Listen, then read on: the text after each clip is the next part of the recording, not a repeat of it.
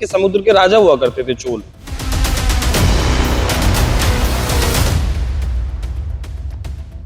जिसने पानी पे राज किया उसने देश पे राज किया।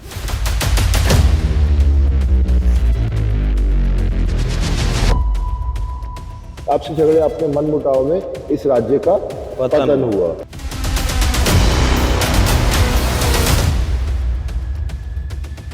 एक वक्त था जब सिल्क रूट के जरिए हिंदुस्तान ने उस चीन को व्यापार करना सिखाया है। हिंदुस्तान की संस्कृति और इतिहास बहुत ज्यादा पुराना और गौरवशाली रहा है, लेकिन हमेशा से इस इतिहास को दबाया गया, तोड़ मरोड़ कर दिखाया गया। और जिस तरीके से गौरवशाली जो इतिहास हिंदुस्तान का रहा है वो कभी भी इस देश के नागरिकों को नहीं दिखाया गया। आज बात करेंगे नीदरलैंड से, जो चोल साम्राज्य की तांबे की प्लेट्स आई हैं।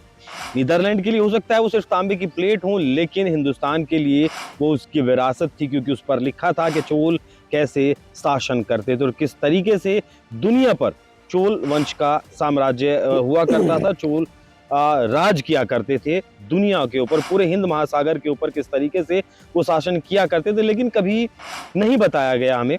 अब जब प्लेट्स आई हैं तो एक बार फिर बात करेंगे। बात करने के लिए आज मेरे साथ खास मेहमान मौजूद हैं। हरिशरण देवगन जी किसान नेता हैं और सोशल एक्टिविस्ट भी हैं। ये खास इसलिए हैं क्योंकि दक्षिण से आते हैं और दक्षिण में ही चोल वंश की शुरुआत हुई थी, वहाँ शासन हुआ, उसके बाद कैसे श्रीलंका, इंडोनेशिया, मलेशिया तक ये पूरा शासन पहुंचा था। सर बहुत स्वागत आपका हमारी खास कार्यक्रम में। बहुत बहुत चोल साम्राज्य के बारे में मैं आपसे पूछूं उससे पहले, जो नीदरलैंड से प्लेट्स आई हैं, क्या कुछ उन पर लिखा था, क्या कुछ उनकी इम्पोर्टेंस हिंदुस्तान के लिए है? ये जो कॉपर प्लेट्स हैं, बेसिकली इसको ताम्रपत्र कहा जाता था। ताम्रपत्र के हिसाब से जब चोल साम्राज्य का गठन हुआ, जन्म हुआ, चोल साम्राज्य चलता रहा, उठता रहा, और जब वो और ताकतवर बनता रहा तो इसकी पॉलिसी मेकिंग, जैसे एक एग्रीकल्चर या किसी भी लॉ पॉलिसी बनती है, एग्रीकल्चर की पॉलिसी बनती है, उस पॉलिसी को जब उन्होंने ताम्रपत्र के हिसाब से बना के उस पर लिख के एम्बोस करके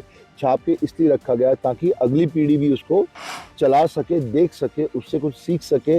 और उसमें वो नियम लिखे गए जो सदियों तक, सालों साल तक चलने वाले नियम थे। तो ये ताम्रपत्र का जो मेन लॉर्ड था, जहाँ पे चोल साम्राज्य चलता था, ये उनके हाथ आया।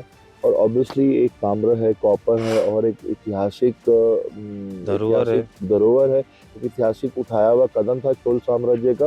और ये जब यहाँ से लेके गए तो फिर यहाँ से उसको अपने नीदरलैंड में अपने एग्जीबिशन या अपने म्यूजियम में लगाया गया, उसको बताया गया। वहाँ पे उसको लेड भी बोलते हैं, नीदरलैंड भी बोलते हैं उसको।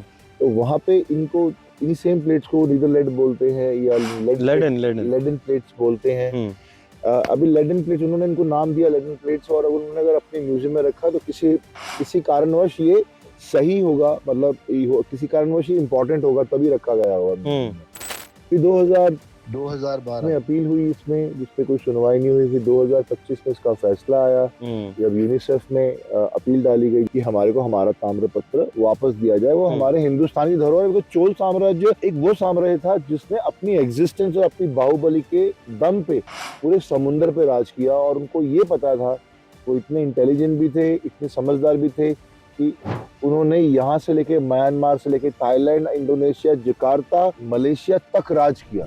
इस समुद्र पे चोल साम्राज्य का राज था, इन पानी पे वो समुद्र पे राज करते थे। समुद्र पे राज करने एक कारण, उन्होंने किसी और को यहाँ आने नहीं दिया।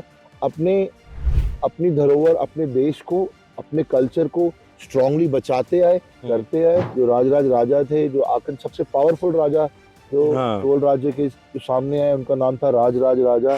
चोल राज के साम्राज्य थे, जो राजा थे।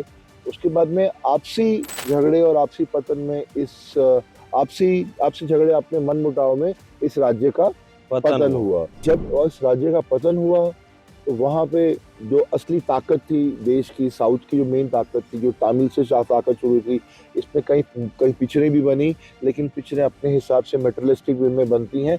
लेकिन सही चोल राज्य की जो ग्रंथ है, सही चोल राज्य का जो ग्रंथ है, वो इन्हीं ताम्रपत्रों में छुपा हुआ था कि कैसे पूरे साउथ ईस्ट एशिया में राज करना, पानी के जरिए कैसे म्यांमार तक पहुंचना, पानी के जरिए जो देश लगते आए, पहले वो मलेशिया था, इंडोनेशिया था, जकार्ता था, बाली था, वहां तक इन्होंने राज किया और चोल साम्राज्य से बाकी विश्व की बड़ी ताकतें भी लड़ती आई। तो ये जग जाहिर है, जिसने पानी पे राज किया उसने देश पे राज किया। जैसे आज हम बात करते हैं अमेरिका की, तो अमेरिका का पानी नौसेना जो है उनकी, जो उनकी पानी सबसे की ताकत ताकतवर है है। वो ताकतवर है।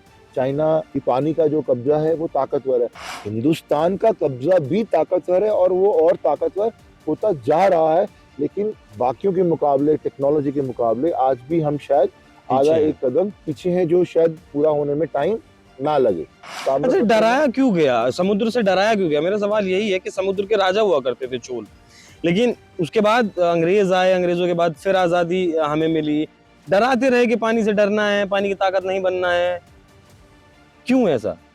उस संस्कृति को पूरी तरीके से मिटा दिया गया। अगर ये ताम्रपत्र हमारे पास होते या फिर इनका लेखा जोखा हमारे पास होता, हिंदुस्तान के लोगों को बताया जाता कि हमारा जो इतिहास है वो इतना शक्तिशाली रहा है, तो ये देश मुझे लगता है कि अलग उत्साह के साथ आगे बढ़ता, गुलामी के साथ आगे नहीं बढ़ता। पानी जो हमारे समुद्री रास्ते हैं, समुद्री रास्ते बहुत बड़ी पूंजी रही हैं डेवलपमेंट में। हर देश के डेवलपमेंट में इनका बहुत बड़ा रोल रहा है।